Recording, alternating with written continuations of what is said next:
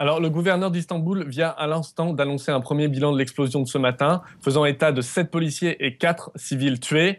36 personnes ont également été blessées dans cette attaque qui visait, je vous le rappelle, un bus de la police anti-émeute. Il était aux environs de 8h30 en local ce matin, en pleine heure de pointe, quand une forte explosion a eu lieu dans ce quartier central, Vesneciler, au cœur de la vieille ville d'Istanbul. On est à quelques centaines de mètres du très touristique Grand Bazar. Depuis, le quartier a été entièrement cadenassé par la police. Les bâtiments aux alentours ont été évacués.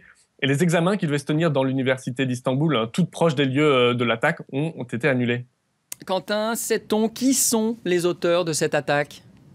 Alors pour l'instant, on ne privilégie aucune piste. Ce qu'on sait, c'est que la Turquie a été à plusieurs reprises frappée par l'organisation État islamique. En janvier et en mars dernier, Istanbul a été la victime de 2 attaques suicides. Mais ce matin, les médias turcs se focalisent davantage sur la piste kurde. En effet, le PKK et un groupe affilié, le TAK, en guerre ouverte contre Ankara, ont déjà visé à plusieurs reprises des véhicules des forces de sécurité dans des métropoles turques cette année. La dernière en date, je vous rappelle, c'est le 12 mai dernier, où 8 personnes, dont des militaires, avaient été blessées dans une attaque qui visait une caserne de la rive asiatique d'Istanbul. Quentin Raverdi en direct d'Istanbul. Merci Quentin pour ces précisions.